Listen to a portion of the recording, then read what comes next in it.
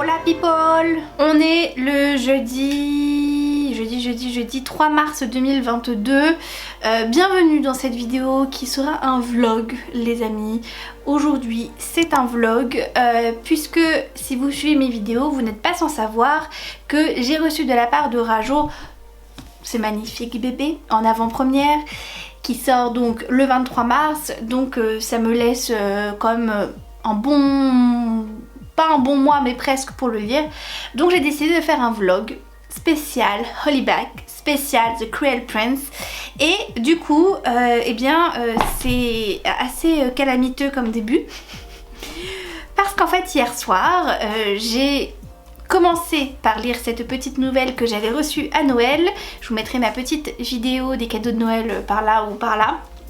Et je l'avais reçue à Noël et je l'ai lu puisque je me suis dit bah vas-y, je suis dans le mood en fait de The Cruel Prince, donc autant le lire. Je l'ai lu hier soir et alors ça fait 50 pages à peine et franchement ça casse pas trois pattes à un canard. On suit le point de vue de Taryn qui est la sœur jumelle de Jude, notre héroïne dans la saga The Cruel Prince, et en fait on la suit entre le tome 1 et le tome 2, ça se lit à ce moment là. Et en fait on a son point de vue sur le tome 1 plus ou moins. Et en fait c'est un mélange de lettres adressées à Jude et un mélange de contes de fées, puisque dans la tête de Taryn c'est un petit peu comme ça que ça se représente. Et j'ai pas forcément été très fan de cette petite nouvelle. Elle est déjà pas nécessaire pour comprendre la saga. Moi je pensais que ça apporterait quand même un petit peu plus, qu'on aurait un peu le point de vue de Taryn mais surtout plus d'explications que ça. Et en fait le peu d'explications qu'on a, je les ai pas du tout appréciées. J'ai pas trouvé que c'était légitime, j'ai pas trouvé que ça s'excusait, ou je sais pas, j'ai pas forcément... De toute façon je suis pas très fan de Taryn. Donc ça je l'ai lu hier soir et du coup je me suis dit bon il fait 50 pages, je l'ai fini en une demi-heure, je le commence. Donc je me suis dit allez, je me fais 30 pages histoire de le commencer, comme ça je vous en parle demain en vlog. Et bien les amis, c'est un gros fail parce que quand j'ai commencé, j'ai pu m'arrêter, voilà, j'ai pas pu m'arrêter. Et j'ai lu jusqu'à 140 pages. Voilà, donc vous l'aurez compris, pour le moment j'adore ma lecture. J'avais adoré le tome 2, j'avais adoré la fin. Je l'avais reçu aussi le tome 2 de Rajo. Et je l'avais aussi reçu en avant-première, mais j'étais plus sur les réseaux à ce moment-là et je l'ai pas lu du coup en avant-première. Je l'ai lu vers les beaux jours, je dirais vers juin. Je me souviens que quand j'ai lu le tome 2, j'étais sur mon balcon et je prenais le soleil, c'était tellement agréable. Et en fait là, le fait de retrouver l'univers de The Cruel Prince, c'est marrant parce que cette saga, c'est pas un coup de cœur. Genre j'arrive pas à la mettre au même point que ACOTAR ou que les Chroniques Lunaires ou que The Mortal Instrument, mais c'est une saga que j'adore quand même. Mais il y a ce petit quelque chose qui fait que c'est pas un coup de cœur mais que vraiment j'adore malgré tout, j'adore. Et je trouve que l'univers est génial en fait. Je suis complètement happée à chaque fois par l'univers de ce livre, de cette saga. Et là ça n'a pas loupé puisque une fois que j'ai eu le nez dedans, j'ai voulu savoir la suite et encore et encore. En plus les chapitres sont hyper courts, donc on se dit allez, encore un chapitre et au lit, encore un chapitre au lit. Et en fait c'est tellement fluide qu'on veut toujours savoir la suite et ça se lit hyper facilement. Donc pour le moment ma lecture du tome 3 se passe très très bien. On retrouve Jude juste après ce qui s'est passé en fait dans le tome 2. On la retrouve quelques semaines, mois après. Et j'adore. Vraiment, je pensais pas que j'allais autant aimer le début. Je me suis dit je vais peut-être mettre un petit temps à me remettre dedans, le temps que tout le monde me revienne, etc. Et en fait pas du tout, ça me revient. À chaque fois que je lis un nom de personnage, j'ai peut-être 15 secondes où je suis en mode c'est qui, après je suis ah oui c'est vrai. C'est fou comme ça m'a marqué malgré tout l'univers et les personnages. Et puis en plus ce qui est quand même bien, c'est que à la fin on a un glossaire en fait sur l'univers, les pixies, les hulls, les kelpies, les merow, bref toutes les créatures possibles et inimaginables. Par contre on n'a pas par contre à la fin un petit résumé ou un rappel des personnages, donc faut vraiment l'avoir en tête. Moi pour le coup j'ai pas du tout lu de résumé spoilant du tome 1 ou du tome 2 juste avant de me mettre dedans parce que j'avais encore les éléments en tête. J'ai envie d'axer le vlog vraiment sur cette lecture là, mais en fait je vais tellement vite à le lire que j'ai peur que le vlog dure peut-être 10 minutes. Donc bon, on verra. En tout cas, pour le moment, je l'ai commencé, je suis à fond dedans, j'adore ce qui se passe et on retrouve vraiment l'univers des complots, de l'intrigue qu'il y avait dans le tome 2. Enfin, j'arrive pas à expliquer, c'est trop bien fait, je suis trop contente. Donc du coup, je vous laisse et je vais me replonger dans cette lecture.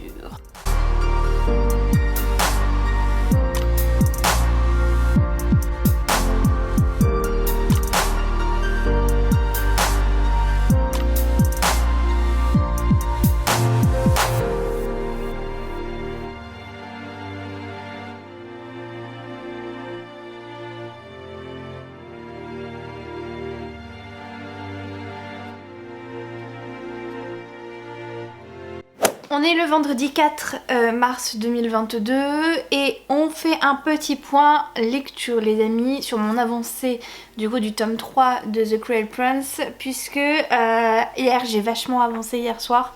J'ai pas filmé parce que j'ai surtout bien avancé quand j'étais au lit hier soir, donc bon j'ai pas pris la caméra hein, voilà, mais je me suis arrêtée à un endroit, j'ai arrêté de lire, il était 1h45 je dirais du matin. J'arrivais plus à m'arrêter en fait, les chapitres ils défilaient, les pages aussi, et j'étais là, allez encore un chapitre et je vais au lit, encore un chapitre et je vais au lit, et j'y arrivais pas, tellement c'est hyper addictif et hyper prenant, il se passe plein de choses dans ce 3e tome. Et là, je me suis arrêtée à un chapitre, je me suis arrêtée au chapitre 21. Donc quand vous lirez ce livre, pensez à moi pour le chapitre 21 parce que mon cœur ne s'en remet toujours pas, c'est incroyable. Je suis toute excitée là, je suis en train de fangirler à mort. Ce qui m'était pas arrivé dans les 2 premiers tomes. Mais là, en fait je le trouve pour le moment, moins sombre que le tome 2 ou le tome 1. Alors il se passe des choses etc, mais je le trouve moins sombre, notamment sur la relation entre Cardan et Jude. Je trouve que c'est beaucoup moins anxiogène pour le moment, tout du moins. Voilà, c'est un enemies to lover, mais j'en ai déjà parlé dans une de mes vidéos où je disais que pour moi Jude et Cardan c'était vraiment l'exemple type de l'enemies to lover, mais qui me mettait pas forcément très à l'aise. Leur relation parfois je la trouvais assez toxique, assez malsaine. C'est un enemies to lover que je trouvais hyper étouffant finalement. Leur relation prend beaucoup de place et c'est tellement un nuage en fait de non-dit, de rivalité, de je te déteste, et c'est vraiment de la haine pure, mais on voit qu'il y a une attirance, et l'attirance qui se transforme petit à petit en affection, et du coup c'est un chemin compliqué qui fait 3 tomes, mais du coup là dans ce dernier tome je trouve que ça va mieux au niveau de leur relation. Alors après j'ai lu 64% du livre puisque je suis à la page 293 sur 450. Les pages défilent à une vitesse, je sens que je vais le terminer soit aujourd'hui soit demain.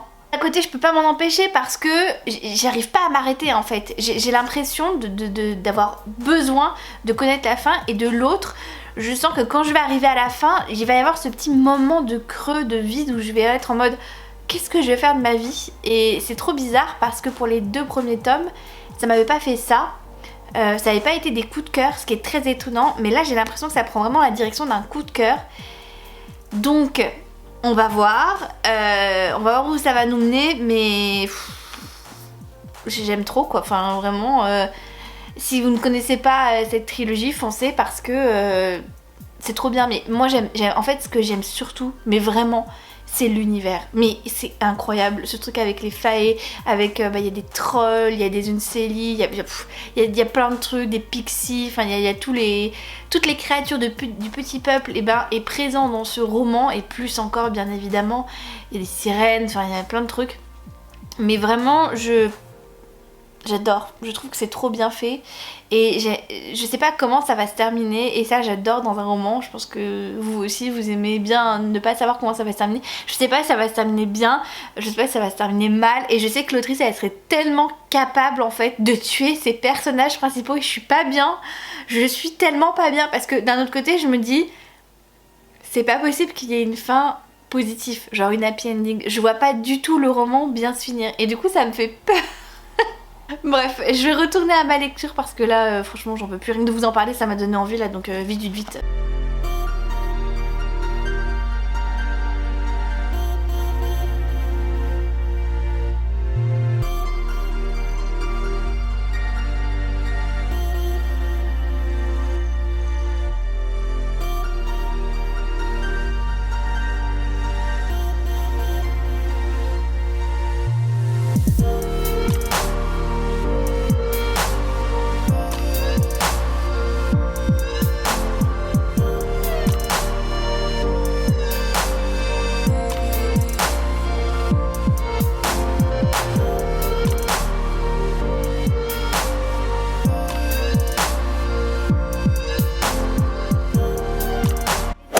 Lundi 7 mars 2022 et j'ai fini La Reine sans royaume, donc le tome 3 du Prince Cruel de Holly Black. Je l'ai fini, pour être tout à fait franc, je l'ai fini ce week-end.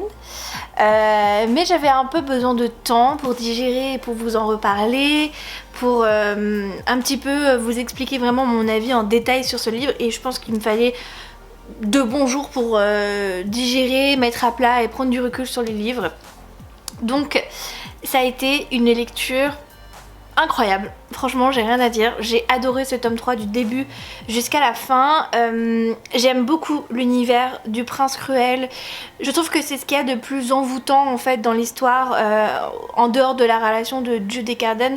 C'est vraiment cet univers en fait de fées et qu'on se représente vraiment finalement comme l'univers des fées, c'est-à-dire que moi quand j'étais petite, quand je pensais aux fées, c'est exactement comme ça en fait que j'imaginais le royaume des fées finalement, et je trouve que c'est hyper bien représenté avec les pixies, avec les sirènes, avec toutes ces créatures aussi qui bordent l'univers, et Terrafée qui est la terre des fées en fait. Après ça c'est pas franchement une surprise parce que l'univers je le connaissais, donc je savais très bien que j'avais aimé dans le tome 1, j'avais aimé dans le tome 2, donc forcément j'allais aimer dans le tome 3, mais voilà, il fallait quand même que je rajoute une couche parce que pour moi l'univers est vraiment hyper sympa. Dans les 3 tomes on a quand même un univers que je trouve quand même assez fourni, mais je trouve qu'on rentre finalement pas forcément trop en détail, ce qui fait que c'est assez abordable pour les adolescents comme les adultes en fait.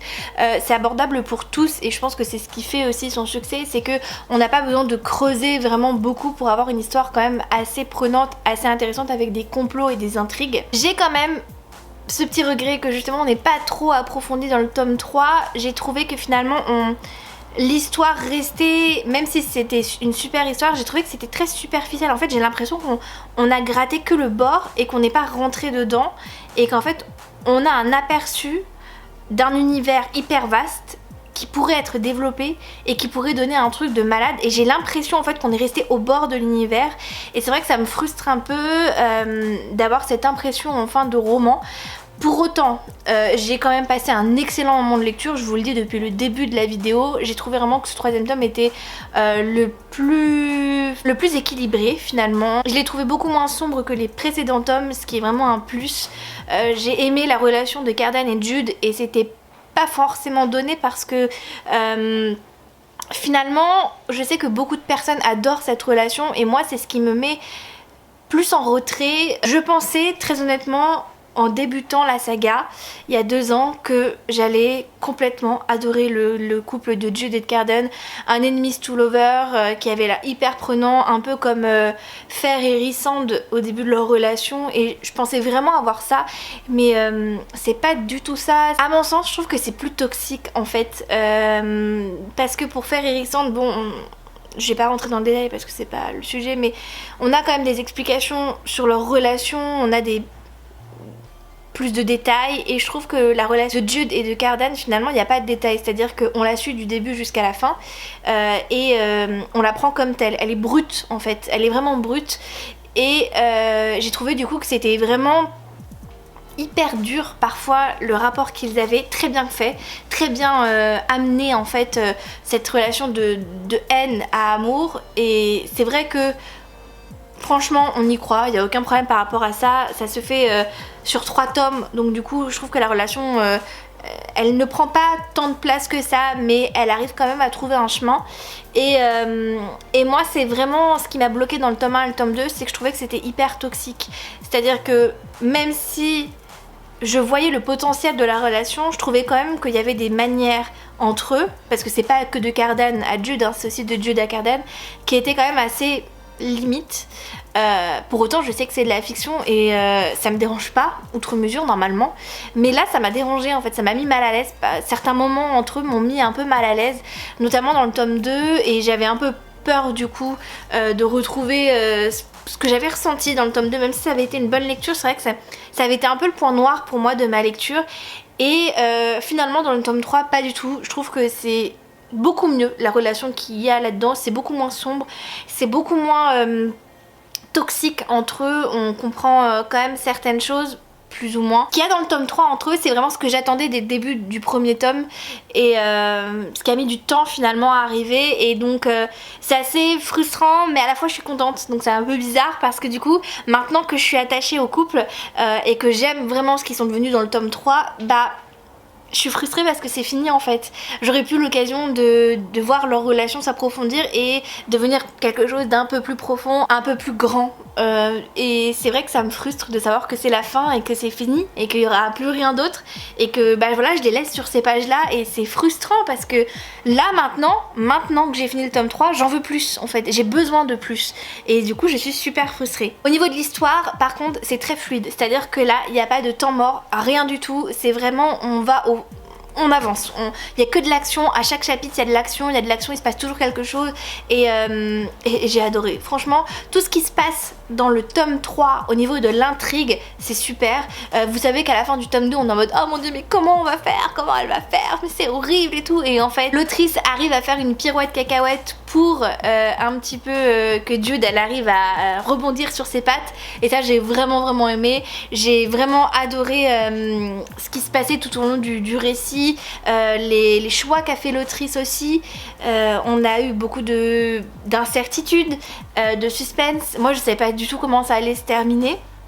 Et puis au fur et à mesure où j'arrivais, je me disais mais comment ça va se terminer en fait. Genre j'arrivais à 50, peut-être pas les 100 pages de la fin, et j'étais là en mode mais je sais toujours pas comment ça va se terminer en fait cette histoire.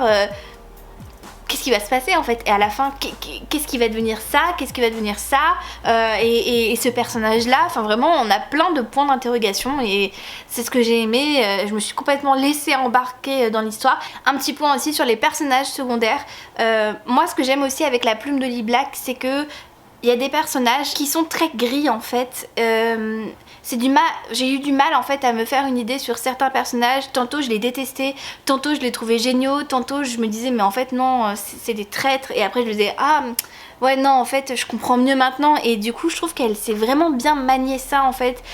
Du coup on sait jamais